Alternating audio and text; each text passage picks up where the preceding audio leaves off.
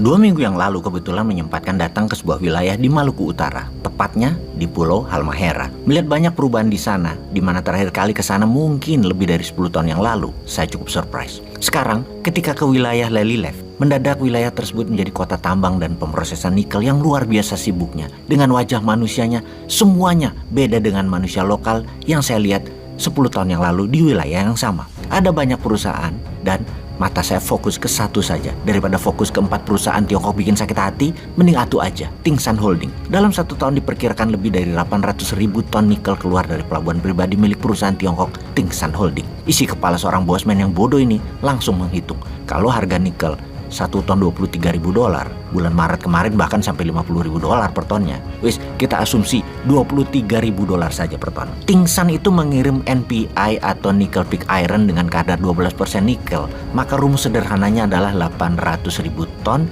dikalikan $23.000 dikalikan 12% atau sekitar 34 triliun rupiah. Sebuah angka yang dahsyat ya. Setiap tahun 4 atau 5 perusahaan tambang nikel di sana menghasilkan berapa tepatnya nggak tahu juga. Tapi angka 34 triliun sampai 50 triliun ada mungkin.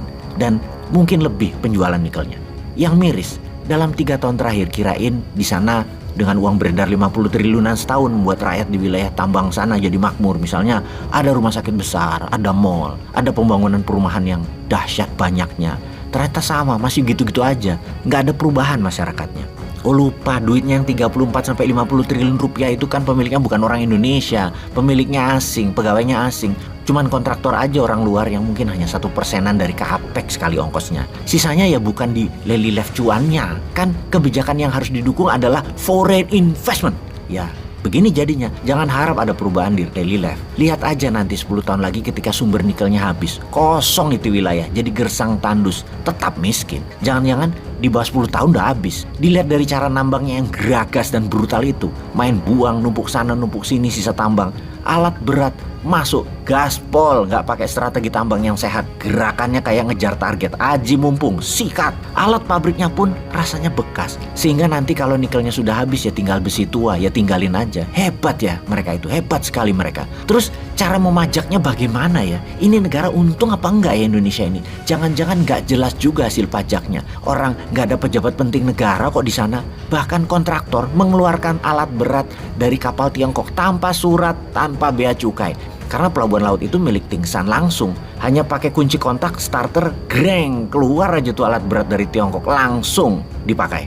Oh lupa, ada pembangunan kok di sana. Di depan kantor Huawei di Lelylef tersebut ada landasan pesawat terbang pribadi langsung dari Tiongkok yang panjangnya rasanya bisa dituruni oleh Jumbo 747. Mungkin hampir 3 km panjangnya. Ini private area loh, tapi itu asumsi gua aja, lebay. Kurang lebih mungkin 2 km mah. Pesawat Bombardier atau Gulfstream mah bisa landing dan take off. Oh iya, mau nanya, pajak dari beginian ada di APBN itu di kolom mana ya? Biar rakyat tahu negara dapat berapa dari sisi pajak. Capek rakyat diperes-peres pajak terus sementara yang gede-gede beginian dapat nggak tuh negara? Duh, keingetan aja. Kalau perusahaan tadi milik rakyat atau pengusaha Indonesia, pasti harta kekayaannya buat membangun tanah air ya. Oh tetapi lupa lagi bosman ini.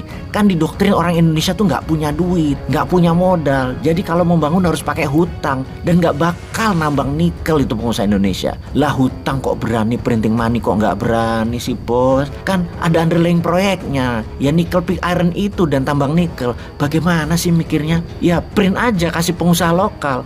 Kalau asing yang punya proyek duitnya, kalau dikatakan 1 tahun Indonesia menjual 300 triliun rupiah dari berbagai wilayah, bukan dari wilayah Halmahera aja, termasuk dari Sulawesi dan lain sebagainya, itu uangnya Tiongkok, bukan uangnya si Wakidi, bukan uangnya si Paijo, bukan uangnya Daeng, bukan uangnya Buyung, uangnya Tiongkok, paham ya? Karena semuanya Tiongkok. Gak bangga harusnya pejabatnya, karena selain uangnya Tiongkok yang banyak, tanah air sumber daya alamnya habis dalam 10 tahun lagi tinggal galian tambang rusa. Ada lagi yang kita bikin gerah. Gua ding yang gerah, bahasa rupiah mah nggak gerah. Tetap harus mengabari masyarakat bahwa di sana tuh baik-baik aja, nggak ada sumber alam yang dikeruk banyak, hanya dikit doang. Tetaplah fokus pada pemilihan presiden, gosip politik dan gosip artis. Fokus ke sana ya wahai masyarakat. Janganlah menambah isi kepala masyarakat dengan data-data sumber daya alam yang nggak penting ini, nggak penting. Yang penting tuh artis, yang penting tuh politik. Oh, apa yang buat gua gerah? Karena yang dibayar hanya NPI nickel pig iron. Mineral ikutannya kagak dibayar. Bukti, mengutip buku Potensi Logam Tanah Jarang di Indonesia, logam tanah jarang merupakan salah satu mineral strategis yang termasuk critical mineral yang terdiri dari 17 unsur. Kita sebut sebagian aja seperti scandium atau Sc, lanthanum atau La, cerium atau Ce, kemudian neodymium, Nd, dan lain sebagainya. Logam tanah jarang ini juga terkandung di dalam laterit nikel. Sejumlah mineral ikutan dalam laterit nikel yang harganya mahal lainnya adalah monasit, zirkon, dan xenotip. Indonesia ternyata menyimpan harta karun super langka yang diincar banyak negara karena manfaatnya luar biasa di era modern ini. Mulai dari bahan baku peralatan elektronika, baterai, telepon seluler, komputer, bahkan pembangkit listrik berbasis energi baru terbarukan, hingga kendaraan listrik dan peralatan militer atau industri pertahanan. Harta karun super langka ini yaitu logam tanah jarang atau LTJ atau Rare Earth Element, sangat banyak menempel di timah, di emas, dan pastinya di nikel. Gua kencengin ya, pastinya di nikel. Komoditas ini dinamai logam tanah jarang karena didasarkan pada asumsi yang menyatakan bahwa keberadaan logam tanah jarang ini tidak banyak dijumpai. Namun pada kenyataannya, logam tanah jarang ini melimpah di tanah air Indonesia, melebihi unsur lain dalam kerak bumi. Yang bersyukurnya adalah pejabat Indonesia itu tidak peduli akan hal ini. Siapa yang bersyukur? Ya Tiongkok, siapa lagi?